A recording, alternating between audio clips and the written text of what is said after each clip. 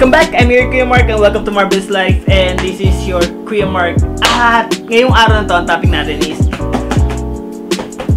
yan. So, I think this is the right time para makita nyo naman ng bag ko. Kasi siguro, napapansin nyo lagi, ba't may dalang bag si Kuya Mark? Ba't ang laki ng dala niyang bag? Kasi lahat nandito sa loob. So, I think ngayong araw, papakita ko sa inyo kung bakit mabigat to, bakit ano laman nito, at kung ano pa yung mga gamit ko Kuya Mark. So, as of now, sige, yun lang muna. Itong bag na to, actually, ito, bigay lang to ng company namin before.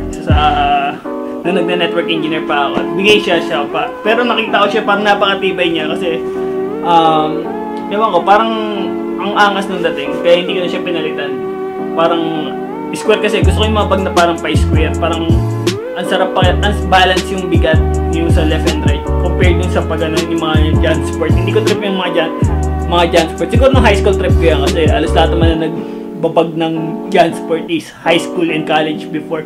Kasi parang lagyan mo lang sa loob tapos yun, all good na yun. Pero eto kasi, actually gawa to na Rudy Project. Tapos ginawang door gift lang din sa company namin.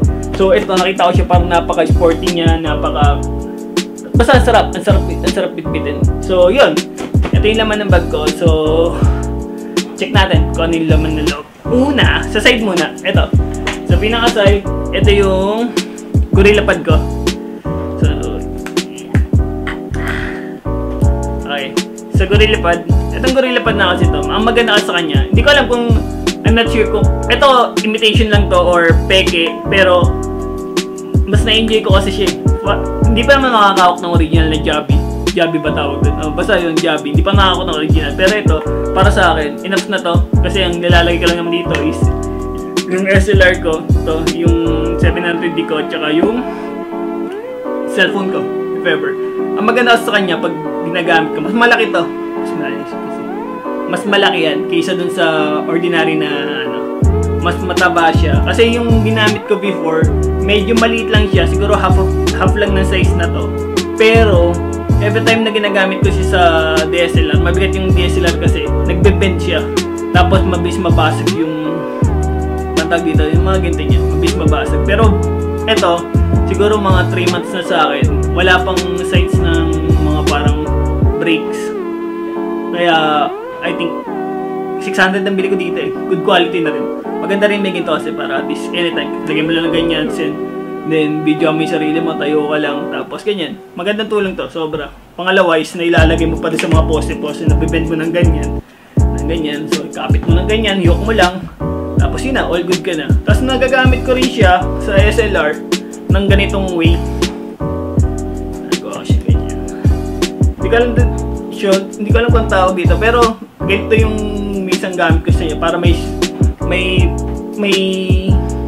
atag dito, may tulong yung bigat ng SLR pag nangangalay na ako ng isang kamay. Wala, may shoot ako. At least more stabilize yung shot ko.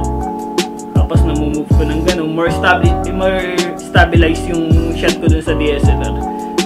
Kasi hindi naman ako professional videographer, hindi naman ako professional na photographer. Ang gusto ko lang kasi kapag at least nag-spend na rin ako ng time din sa area, tapos gusto ko rin gawa ng b-roll o montage, at least quality naman kahit pa paano, yung best ko yung ginawa ko. Kaya minsan may mga parang OA na rin ako gumalaw minsan, pero kasi yun ang gusto ko rin maximize kung ano pa yung kaya kong gawin. So ito, malaking tulong to sa akin. So ito yung first item. So yung natin yan. Second item, sa side naman, ang madalas kong ito importante sa akin to. Kasi ito, hindi lang siya lagayan ng tubig actually. Ito, lagayan din siya ng tsaa. Something kasi nagtsa-tsa. Ito, may lagayan siya ng tsaa dito. Tapos, dito mo ilalagay sa loob. Then, after mo ilagay sa loob, parang i-compress niya yung tsaa. Tapos, lagyan mo mait na tubig dito. Tapos, ikot mo lang ng ganyan. Tapos, stop mong ganon. Tapos, after 30 minutes, kapag kaya mo na yung init or yung temperature ng tsaa, inumin mo na. Ang ganda na, hindi rin lumalabas yung init dito sa wang. Kaya, kapag nilagay mo na mainit, tumatagal yung init talaga. So, ito. Second item ko, sa bag. Third, sa side. Ito. Tawag dito. Lagay ng salamin. Kasi hindi naman madalas ako nakasalamin. Madalas lang ako nakasalamin kapag Sa harapan ng cellphone, harapan ng computer, laptop, yan. Yan yung madalas ko, no? Pero, hindi ko siya iniiwan kasi nandito yung panlinis ko na lente. Ito, panlinis ko na pang ganyan. Ganyan yun, panlinis na lente. At saka siyempre sa salamin ko. Kaya nasa side ko lang siya madalas. Kasi may problema rin ako dun sa... Ito, yung bagong bili ko na lente na 1080 na STM ng Canon. Wala siyang lagayan ng tali. Ito. Wala siyang lagayan ng tali. So, every time na tinatanggal ko siya, yung iba, minsan na may misplace ko. Tapos, siyempre, kada tanggal ko, hindi ko na masyado naingatan. Kaya pinupunasan ko every time na ano. So, yun lang. So, lagi ko siya pinupunasan. Ganyan, like this one. Yan. So, kailangan nasa side lang siya lagi. So, yun lang yung item ko sa side. Okay. So, lagay ng salamin. Next! On the other side, meron akong packet dito. Bara. Ito, siguro ito na yung pinaka-happy ko talaga. Magkaroon ng, ano yan?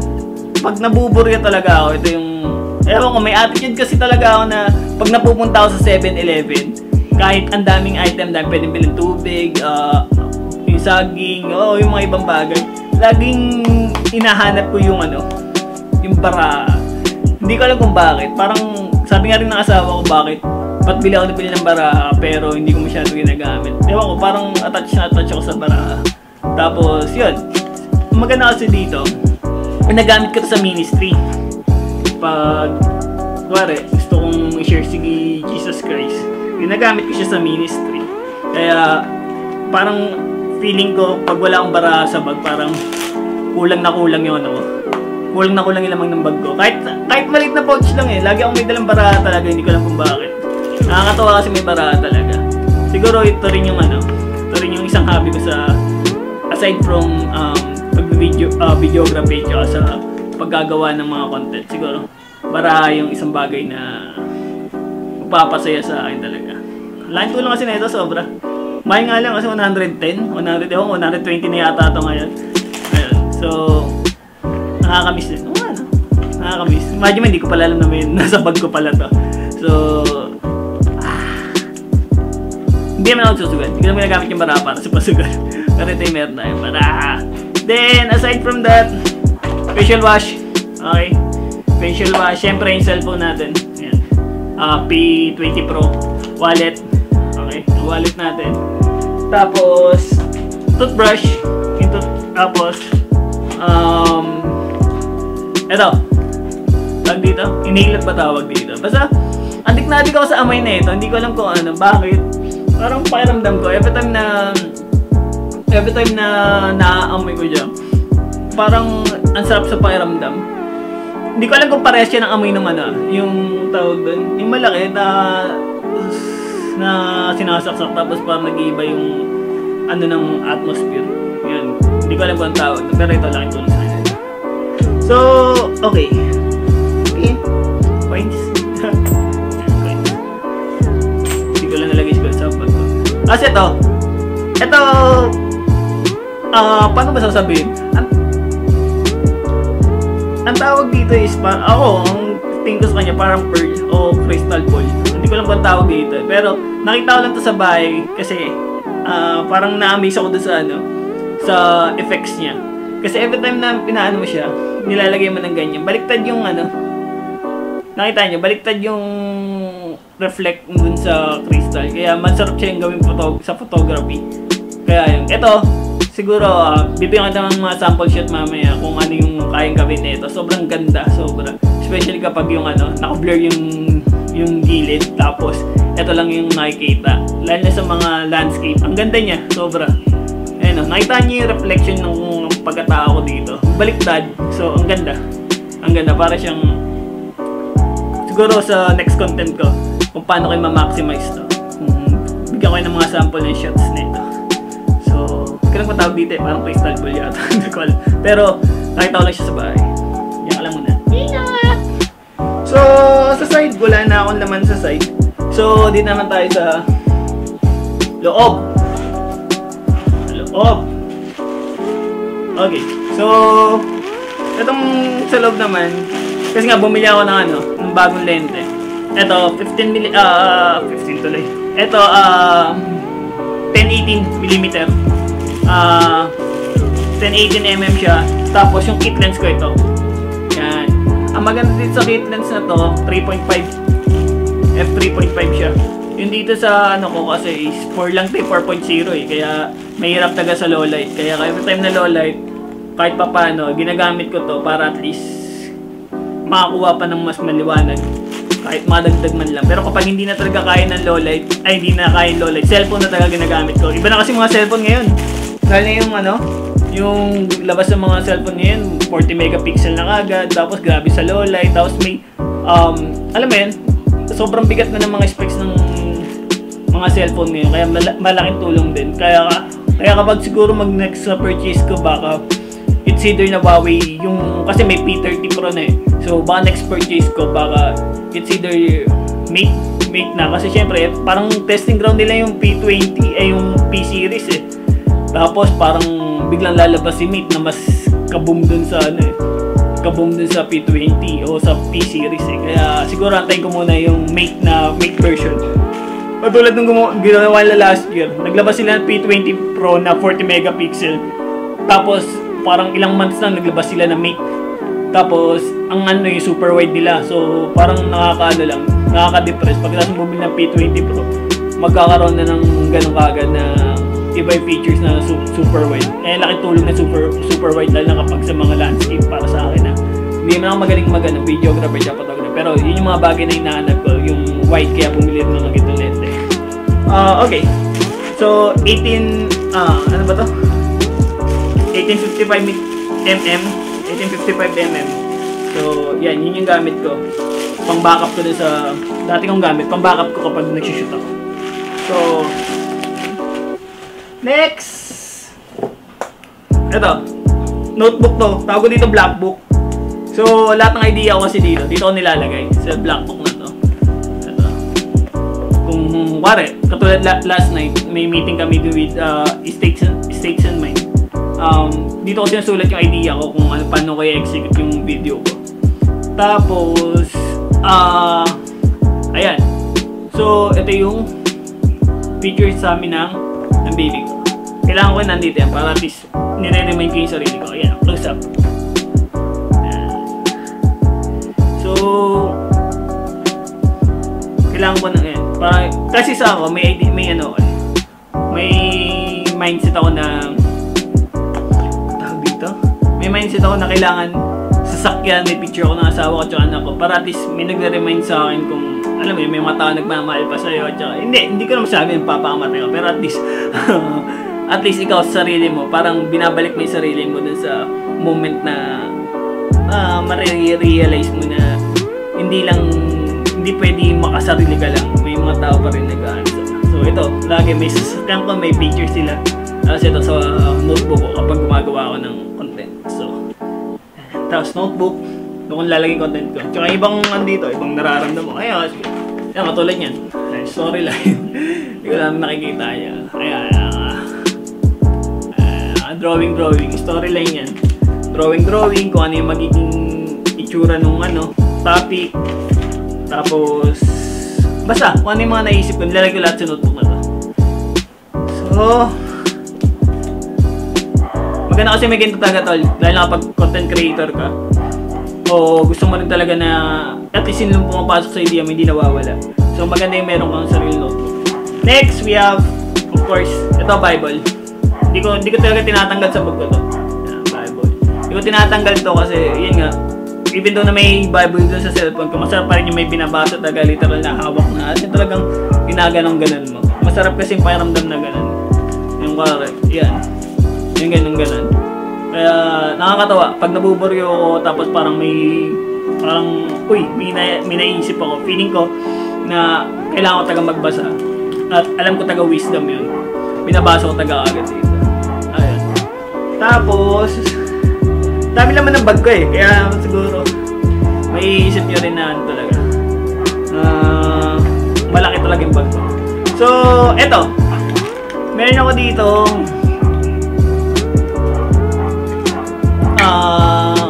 dito? Lens cap yata tawag dito. Lens cap.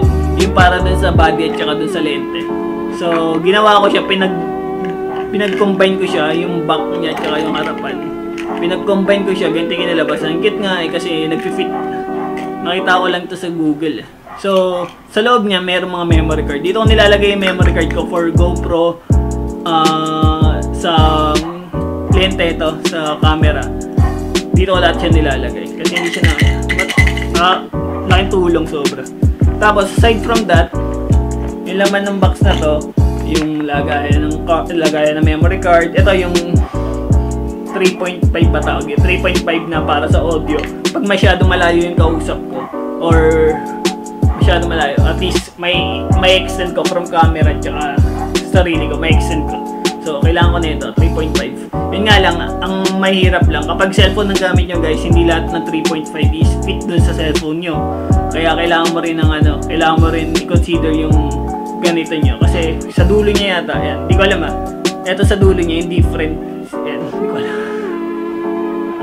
Yan, sa dulo niya, nakita nyo yung 2 lanes na yan. Sa cellphone yata, iba yan. Sa cellphone yata, iba yan. Kaya, mas maganda rin na, hindi ka lang bibili ng ganito agad-agad. Consider nyo rin for phones. Siyempre, yung phone ko kasi is Type-C. So, kailangan ko rin ng ganito.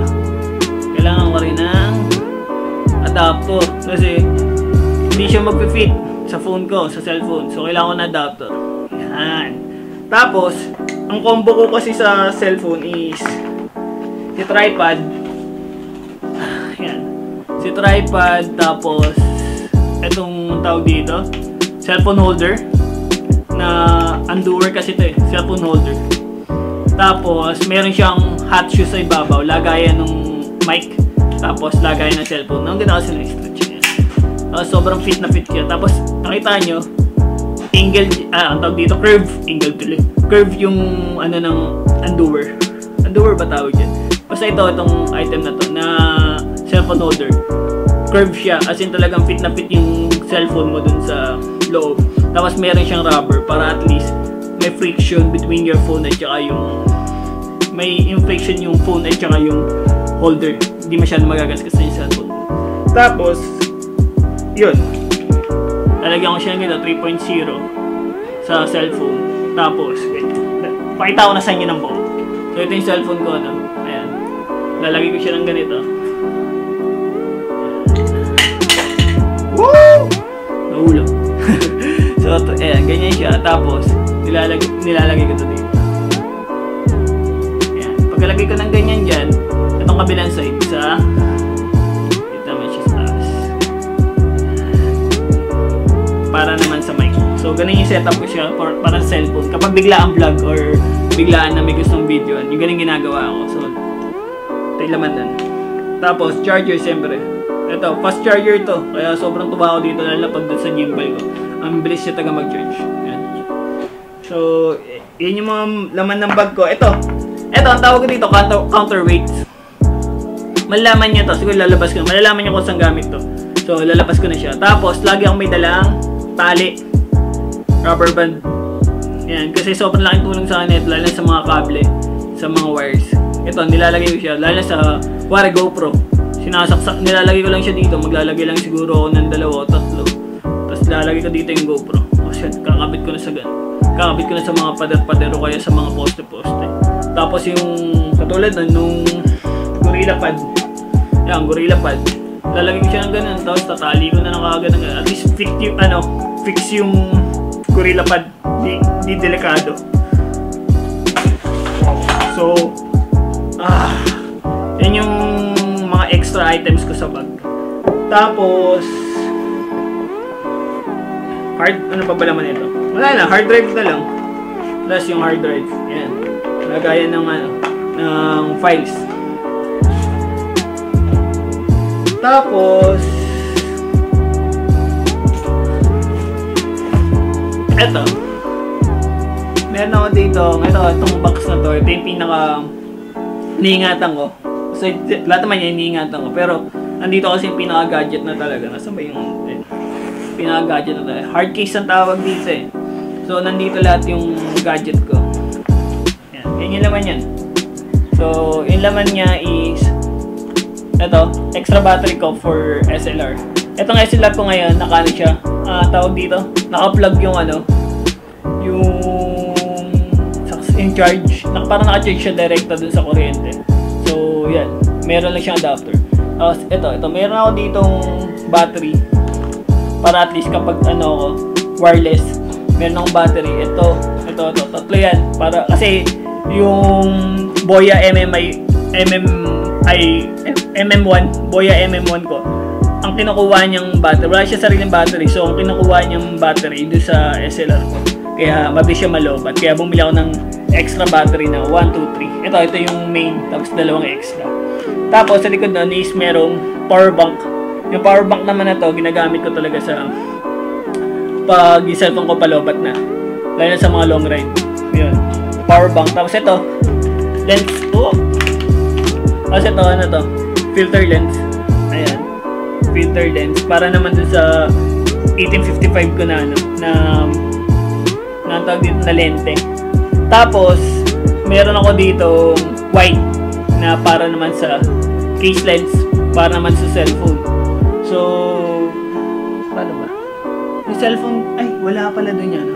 So, check natin kung saan natin gagamitin. Pero meron, ito yung wide ko para dun sa cellphone, para at least mas malawak yung kino-cover niya na view. So, mamaya, pakita ko sa inyo. Kasi, kapartner na ito yung yung counterweight. So, lens para sa cellphone, filter, battery, charger nung ito yung 700 din na tawag dito, 700 din na camera, tapos GoPro Hero 7, tapos Hero 4. Yung Hero 7 di ko pa natin testing, pero siguro mga this week ipapakita ko sa inyo kung ano yung view ng Hero 7 ko. Yan, Hero 7. Tapos yung kabila is Hero 4. Ito, subok ko na to. Hindi ko kayang i-let go tong Hero 4 kasi sobrang subok ko siya sa underwater. Ito lang siguro parang hindi ko pa nakikitaan ng problema. Kasi ngayon sa mga sa mga GoPro community, parang lumabas yung after 5, 6, 7, parang ang dami na nagre-reklamo kasi parang pinapasok ng tubig. Pero itong Hero 4 sobrang satisfied ako dito. So, yun lang. So, ito yung laman nila. Yan. So, yan ko muna. Last thing na meron ako sa bag is ito, pomada. Ayan, isa pomada pang ayos ng buhok. So, last thing na meron ako sa bag is si Sion. Okay? Si Sion, ito yung laman niya. Ayan. Ang maganda kasi kay Sion, stabilizer ko siya for una ko sa in-invest talaga is yung mobile photography at videography kasi sobrang handy siya. Sobrang ang bilis mo makapag-setup compare sa SLR. Sobrang tagal. At saka mas mahal yung mga gadget kasi ni SLR. Compare kay mobile, mas hindi naman sasabi mura, pero mas kakayanin ng budget agad-agad kung gustong-gusto mo na talaga. Eto, regalo to ng asawa ko sa akin nung nag-start ako na mahilig talaga sa photography at sa videography. Sabi ko, gusto ko talaga mag-push ng mag-videography. Sabi ko, gusto ko na ito. Sobrang nakakatawa kasi dito sa Sion. Ito. Nakakatawa kasi sa Sion. Meron siya mga multi-function dito. Mga button na naka-link up dun sa sa cellphone mo. Nakakatawa sobra. Kasi yung focusing, yung zoom in, zoom out, ito lang yung magagamit. Ang daming pwedeng gawin na itong Sion. Basta mas maganda kung maximize mo yung mga devices mo. Hindi ko naman pinagyayabang kung ano meron ako ngayon. Ang gusto ko lang sabihin sa inyo guys na kung gusto nyo talaga yung ginagawa nyo, siyempre nire-require nyo rin na i-level up mo rin yung quality ng ginagawa mo. Hindi ko sinasabi na kung ano yung meron ka ngayon hindi ka makagawa ng good quality na content. Pero ang sinasabi ko, if ever na may chance ka or may enough ka naman na budget para at least ma-level up mo yung gusto mong gawin. Ako kasi, decidido na ako na ito talagang gagawin ko. That's why, nag-i-invest ako sa mga item na kailangan ko. So, ito yung mga item na binili ko. Kaya, siguro, sa mga susunod kong vlog, papakita ko sa inyo paano gumagana lahat ng item na to. At kung paano ko i-execute sa isang video. So more or less, ito yung mga ginagamit ko sa montage. Sa mga item na to. Yan. Yan yung mga ginagamit ko sa kapag magawa ng video. So sana panoorin nyo, sana makita nyo yung mga susunod kong vlog para sa mga item na to. Papakita ko sa inyo paano sila gumagana at paano sila ginagamit sa every vlog ko. So sana na-enjoy nyo yung vlog ko. I-share ko yung Mark and Faith Love Hope. Sana naging masaya kayo dito sa naging content ko ngayon. So see you, sana makakolabo ko kayo mga friends ko sa mga YouTuber din. Sana maging makolabo ko kayo at alam mo yun, hindi tayo mag-stumble. Tayo rin magtulungan kasi pare-pares naman din tayong Filipino YouTuber at content creator. So hopefully magamit natin to, magtulungan tayo at least papairam ko rin sa inyo to. So this is your Kuya Mark and welcome to Marvelous Life, and sana hit like, comment, and subscribe. Tapos kung meron kayong gusto pagawa sa akin, siguro sana i-comment nyo sa baba para at least masubukan ko, pag-aralan ko kung kaya kong gawin. So anyway, salamat sa inyong suporta, and this is your Kuya Mark and